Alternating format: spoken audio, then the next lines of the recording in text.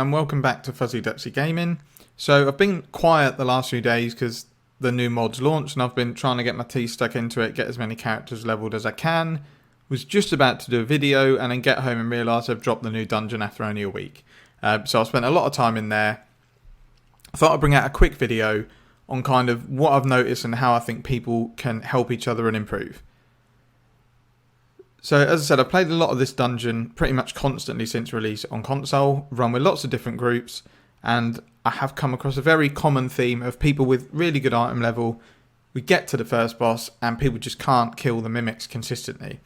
Now this is kind of a mix of some people not running the right builds or the right powers, or some people just not really paying attention to everything that's happening in the fight. So I've got a few hints and tips that I'm going to give you that hopefully help you out and get you past that encounter.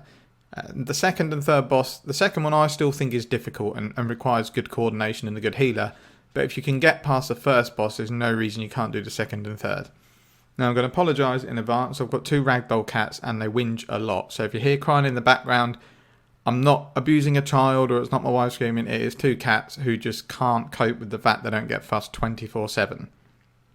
Okay, so the first tip is party chat. I would not, honestly, when you first run in this dungeon, go into a group without a team in party chat. You're going to need to be talking to each other a lot, especially if a lot of you are new, or if you're all new, you're definitely going to need it. Text chat on Xbox is clunky, it's annoying, it's slow, it can just take hours to get a message across. So get yourselves into party chat and help each other with call-outs for cocoons and mimic spawns. So some obvious things first. Go into the area and assign yourself colours.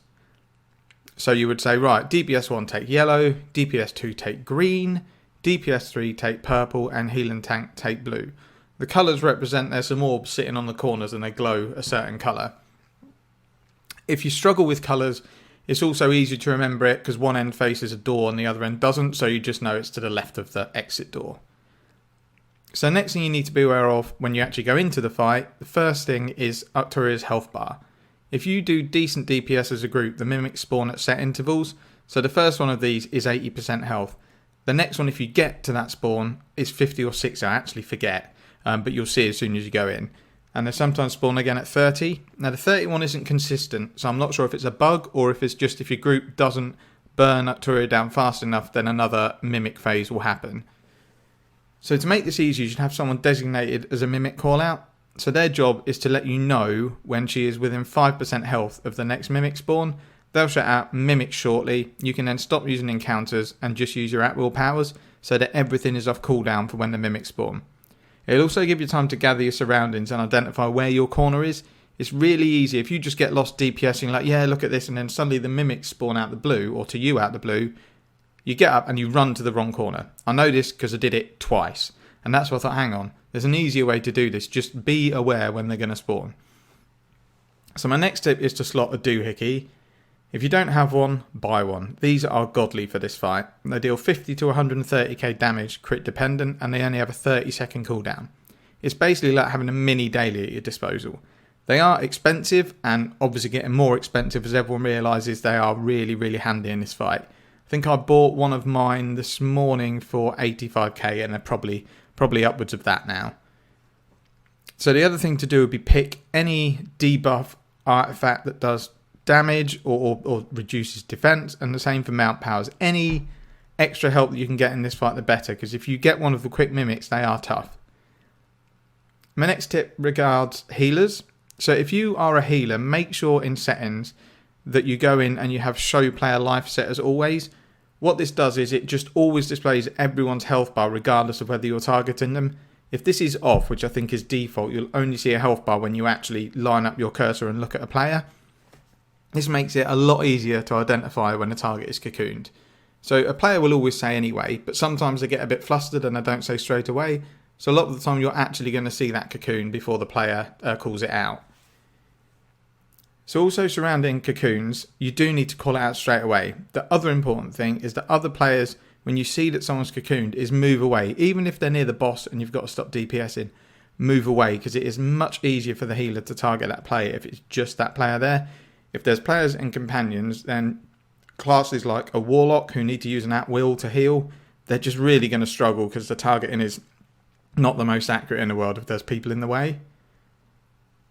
So you've fought through, you've done 2 phases of mimics and it's hit 50%, and she transitions into a second phase where she basically moves to the middle and screams.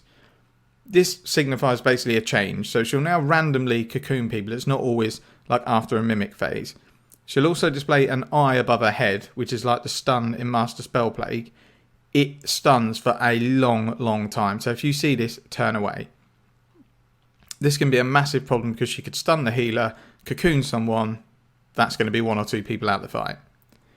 So as you go through, she may spawn mimics at 30%, and I think it's if you haven't burned her down quick enough.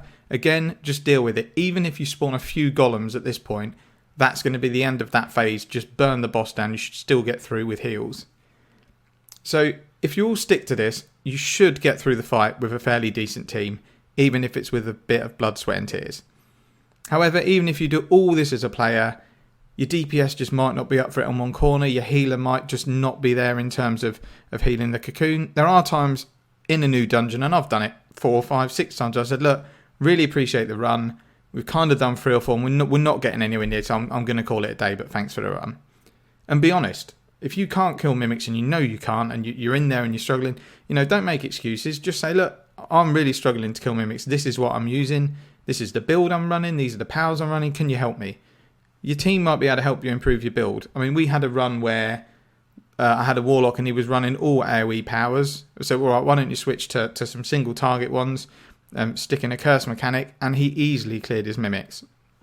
It's a much better decision if you know you're struggling, you're not going to do it, to leave and come back stronger later than soldier on regardless. If you're not consistently killing mimics, it's just a really painful time to know it might be you that's causing the dungeon to drag on and not be able to complete it. So as I said, the last thing to do is really go through builds. The worst thing to do, which I've seen quite a lot of people do, is go into this boss with an AoE loadout, and they're just wondering why they're not doing damage to kill the mimics. And it's happened in several groups. And it's difficult because it's a new mod that's dropped, and they've changed a lot of how everything works. So it's going to take people a long time to get used to, what powers work, what synergizes.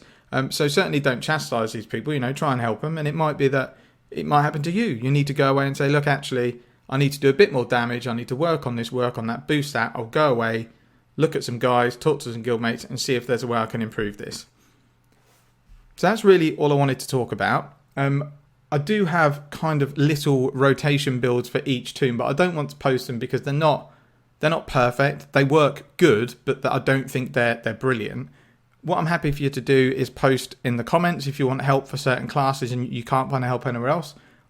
I do have all characters at 21k and above. I've used them all. I haven't gone into Mad Mage with them all because it's a lot of getting through campaigns. So I'm only about halfway there. But if you do need help, feel free to post in chat and I'll post a reply as soon as I can. So again, thank you for watching, and I will see you in the next video.